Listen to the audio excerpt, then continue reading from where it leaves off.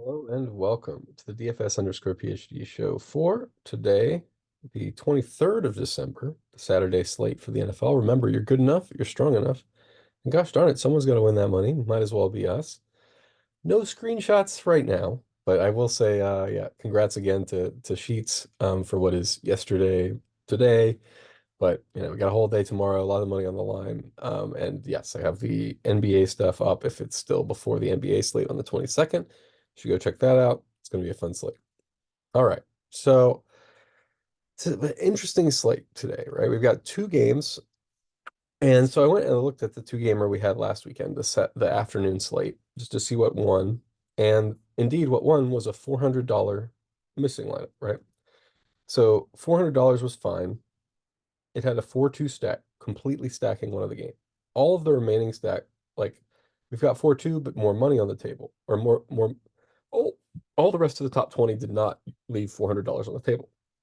And that makes me wonder how much is okay. Like, I don't really know. This slate also had Zach Moss, so you had one pretty decent kind of value that everybody agreed on.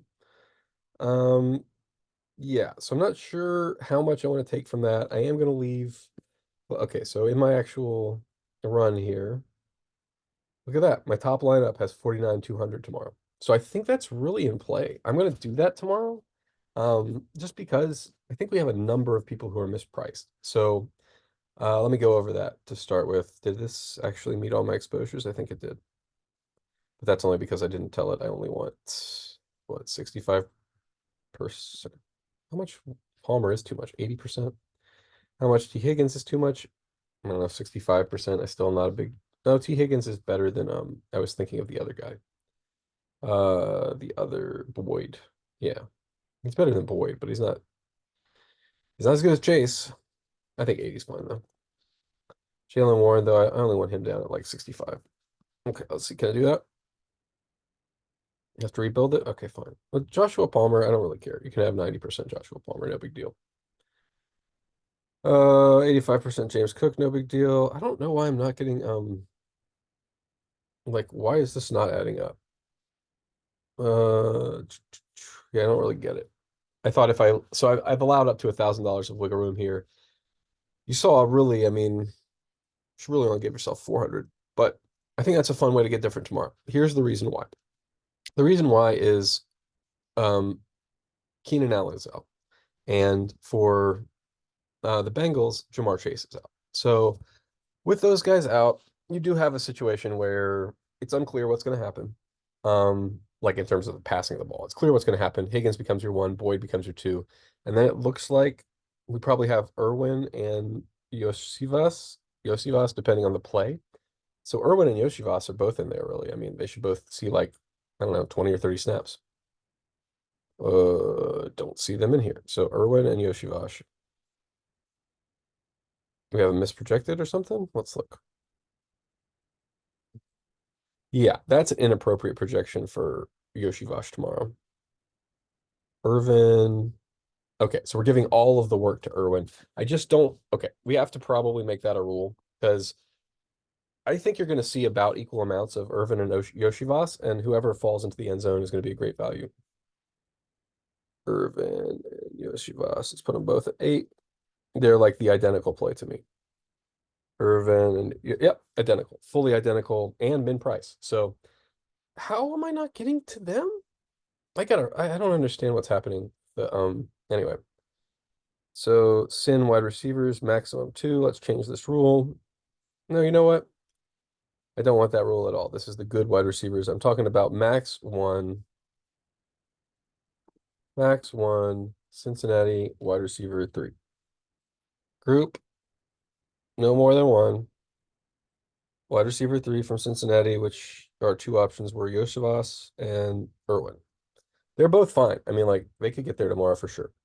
And you have the same situation on the other side. We don't know really whether it's going to be Guyton or whether it's going to be who's the other guy? We played this exact play last week, so you know the play.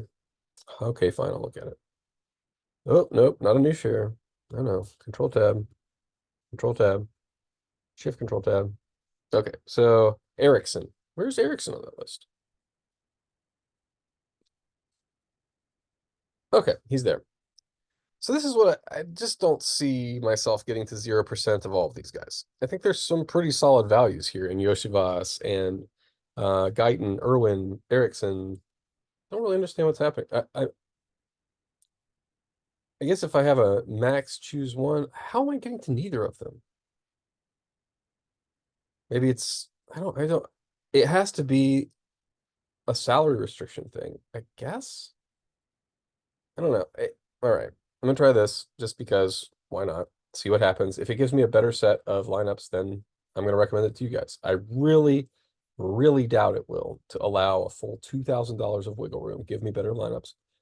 But I'm just not sure what's going on this slate. It's a surprisingly questionable slate. Give it so because we're missing two wide receiver ones, so we don't know exactly what's it going to be like for the remaining wide receivers. So for instance, for LA, let's put up the games and let's look at LA. So for LA, number one, I have changed this game. I do not think LA is that much worse of a team than Buffalo, even with Easton Stick. I think they're going to be able to throw the ball and put up some points, more than 20, more than whatever they were projected for. 16. Yeah, no thanks. I'll take like 20. I said 24 before, so I'll just put it back there. But yeah, basically, I think they're going to be able to put up points, more points than in the other game. They're definitely going to be playing from behind. So for all these reasons, I think it's fine to give yourself more exposure to the Chargers. Obviously not to the Nick Vannettes, the Smart, Darius Davis, Josh Kelly.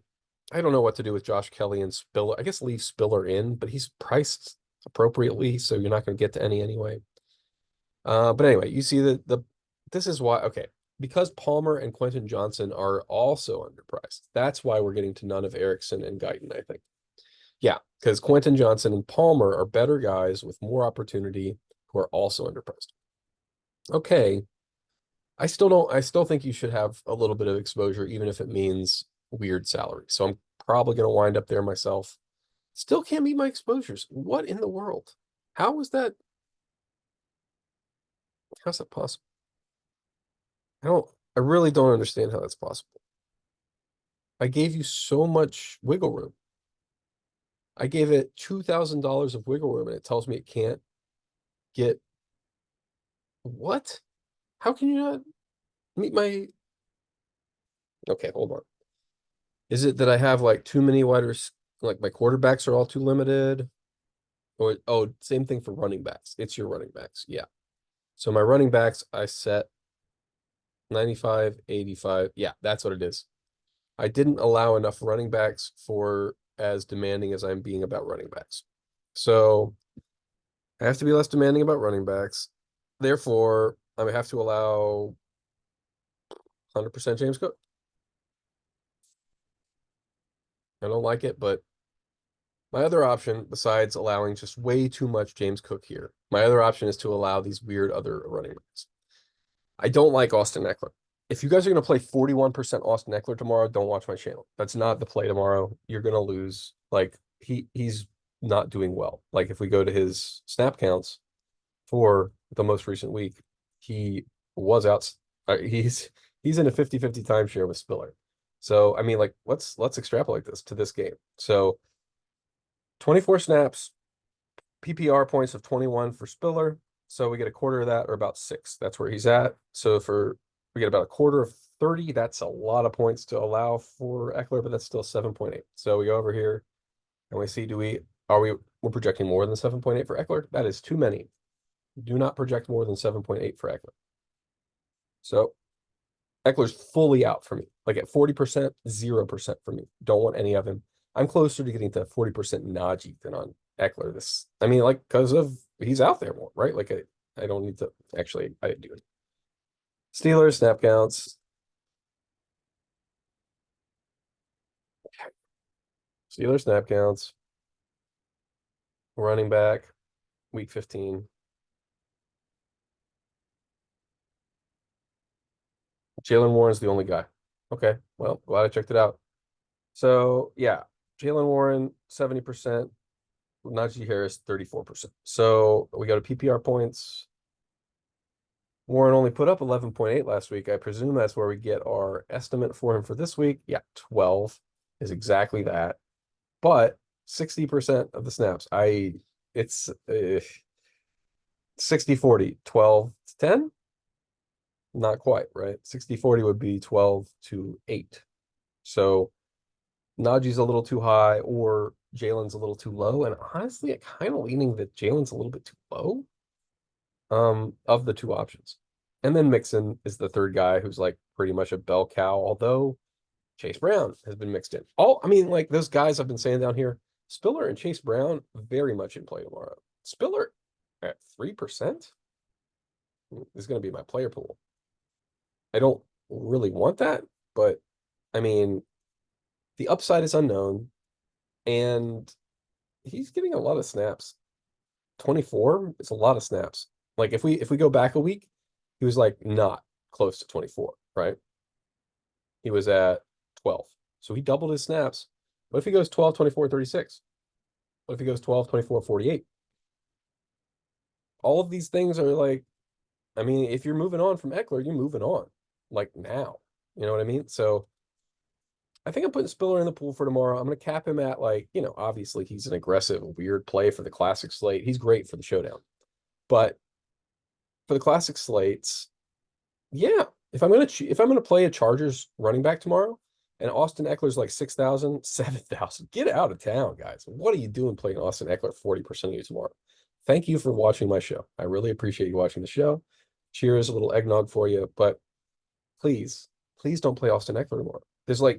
He's the worst play on the slate. It's not even close.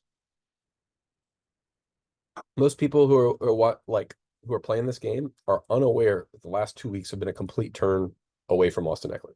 They still think, I mean, I cannot justify 11.7 even from SaberSim. SaberSim has done a bad job here. They need to be projecting these like I have them. And if they're not, don't listen to them. Be careful with that. Same thing with Chase Brown, right? Like if we go over to Cincinnati and we look at the running backs and weeks 12 to 15, Chase Brown 20 to 21 to 69, but points per 100 snaps, he's just dominating. He's dominating. So like in the most recent week, I feel like, oh, no, I thought he was getting slightly more snaps. Yeah. In week 14, he saw 2-to-1 snaps. Like he was getting a lot of snaps. Then they went down in week 15 and he only got 13 snaps and they went pretty much full Mixon workload again. But, I mean, like, what's the percentage on Chase? 10%.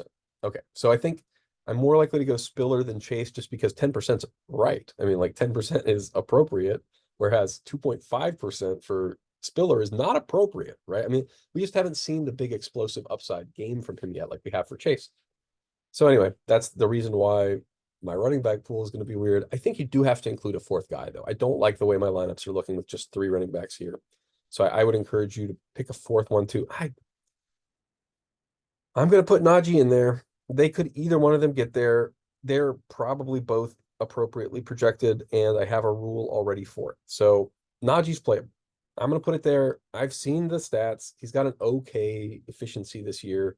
There's not really that good of a thesis for why they're going to Warren now. There was last year, but anyway, so I don't really understand. Whenever I don't understand what the coaches are doing, it makes me really uncomfortable. So I don't know what any of these coaches are doing. I'm extremely uncomfortable about this slate. My exposure will be moderate at best to this 2-gamer. But it's interesting. I mean, wow, I'm a little shocked at how little Guyton, how little I thought we would get to more of these wide receiver threes. I think it's just that we have absolutely no need for it on the slate. You know what I mean? Because like, especially when I give the Chargers points, when you give the Chargers points, all their guys are under. Like if I got 90% Palmer and 25% QJ seems like too few, a pretty small amount. Well, my point is I already got like one wide receiver from the team. That's like maybe the guy who gets there. Aside from Spiller or whoever, like tight end, we have Everett out here as well, competing for catches. He's one of the best. Oh yeah, let's check that. Do we have Everett appropriately projected? Season point PPR points per 100 snaps 19.4 times 40. 19.4 times 40. 0.4. 7.76. Didn't need to do that last one. 7.76. It's a little bit less than we got here for it. So, all right, but we have Keenan Allen out. So we're assuming that Keenan Allen out, some of those snaps go, or some of those targets go to Gerald Everett, and I think that's fine. Other tight ends I think are fine here, Freiermuth and Dawson Knox. But again, Dawson Knox, we were just having him in there because he's a $2,700 guy. If we got two $303,000 wide receivers, those are way in play. I didn't need to have Dawson Knox in the field.